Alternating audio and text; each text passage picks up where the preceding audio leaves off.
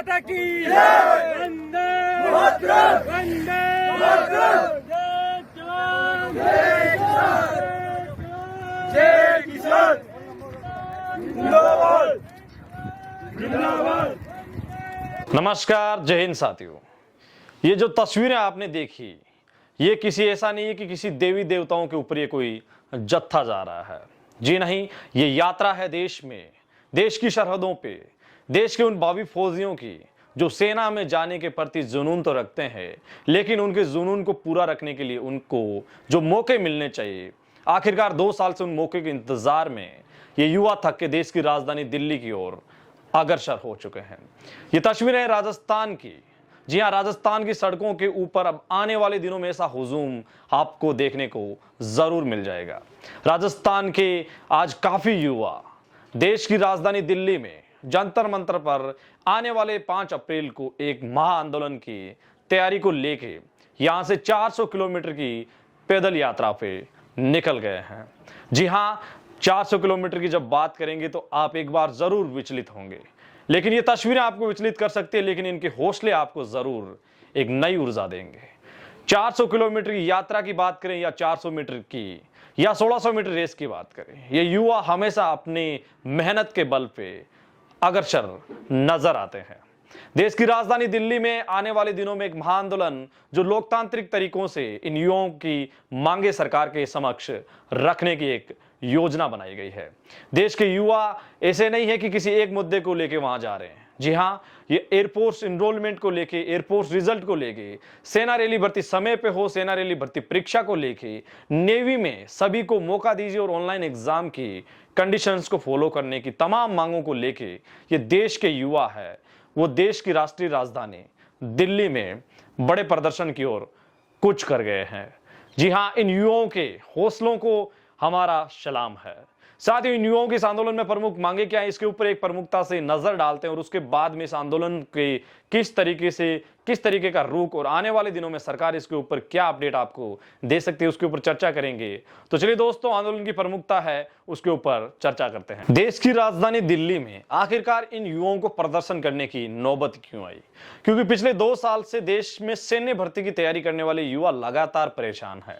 उन्हें जिला प्रशासन से लेके स्टेट के तमाम जो उनके रिप्रेजेंटेटिव होते हैं गवर्नमेंट के, उनके माध्यम से सरकार को उन्होंने अवगत करवाने के लिए, केंद्र सरकार को अवगत करवाने के लिए राष्ट्रपति के नाम की चाहे ज्ञापन की बात करें या सड़कों के ऊपर धरना प्रदर्शन की बात करें, हर एक जगह लोकतांत्रिक तरीके से देश के युवाओं ने अपनी मांगों को सरकार के सामने रखने की कोशिश की।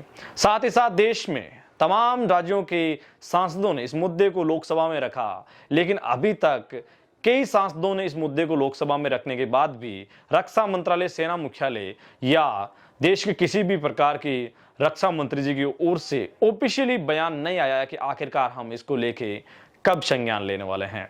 हालांकि कोविड-19 की कंडीशंस को अब 31 मार्च के बाद एक गाइडलाइन है वो हट जाएगी, तो संभावनाएं बताई जा रही है, लेकिन देश के युवा चाहते हैं कि अगर ऐसा कुछ है तो आप स्थिति और समीकरणों को हमारे सामने रखिए, ताकि देश में 2 साल से लगातार निरंतर तैयारी कर रहे युवाओं के सपनों के ऊपर जो हथौड़े जैसी चोट मारने की जो कंडीशंस है वो ना आ पाए।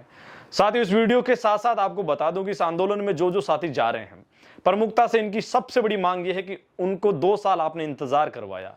मान लीजिए देश में ही नहीं बल्कि पूरे विश्व में वैश्विक महामारी कोविड का हम सामना कर रहे थे, लेकिन इन युवाओं का आखिरकार दोष क्या है? आप इनको 2 साल एज में छूट दीजिए और इसको लेकर एक बड़ा प्लान जो आपका है उसको सबके सामने पेश कीजिए। साथ साथ देश के युवाओं का सवाल है कि आखिरकार आप सब तरीके की रैलियां हो रही है तो फिर सेना रैली भर्ती क्यों नहीं हो सकती? जब सेना रैली भर्ती में कोविड आ रहा है तो एयरफोर्स इनरोलमेंट की लिस्ट क्यों नहीं आ रही?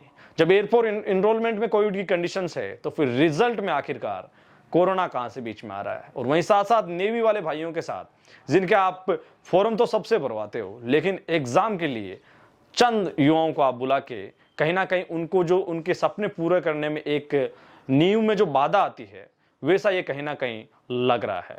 तो इन तमाम मांगों को लेके देश के युवा लोकतांत्रिक तरीके से केंद्र सरकार के समक्ष अपनी मांग रखने के लिए दिल्ली का अब उन्होंने प्लान बनाया है।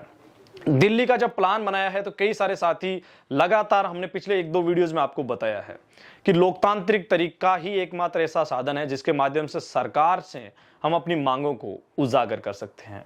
तो विशेष तौर पे ध्यान रखें, राष्ट्रीय राजधानी क्षेत्र में हम जा रहे हैं और राष्ट्रीय राजधानी क्षेत्र इट मीन्स कि वहाँ जो भी चीज़ है, जो भी वस्तु है, जो भी कुछ है, वो हमारी राष्ट्रीय धरोहर है और उसकी सुरक्षा करना हमारी नैतिक जिम्मेदारी बनती है। सरकार, केंद्र सरकार के सामने अपनी मांगों को रखने के लिए जो युवा वहां दिल्ली जा रहे हैं वो विशेष तौर से कानून का पालन जरूर करें। हम बार बार इस बात को इसलिए नोट करवाते हैं क्योंकि आप आर्मी, नेवी, एयरफोर्स की तैयारी करते हैं और आपके सामने किसी इस प्रकार की कंडीशन ना आ जाए कि आपके ऊपर किसी भी प्रकार का कुछ लाइकली अगर बोलें तो कोई केस या वगैरह कुछ भी ना लगे, जो आपको पता है आईपीसी की धाराएं हैं वो ना लगे, क्योंकि इससे आपके कैरियर में जो आपके सपने हैं उसको कहीं ना कहीं एक बाधा, अवरोध का काम कर सकती है। साथियों, आप देख रहे थे एडी आर्मी पॉइंट। इस आंदोलन से जुड़ी हुई किसी भी प्रकार की सटीक ताज़ा अपडेट के लिए आप एडी आर्मी पॉइंट के जो टेलीग्राम चैनल है उससे जरूर जुड़े, क्योंकि इस चैनल के माध्यम से आपको सटीक जानकारी उपलब्ध समय समय पे मिलती रहेगी। इस वीडियो से रिलेटेड किसी भी प्रकार के सुझाव हो, आप कमेंट सेक्शन, इंस्टाग्राम हैंडल या मेल के माध्यम से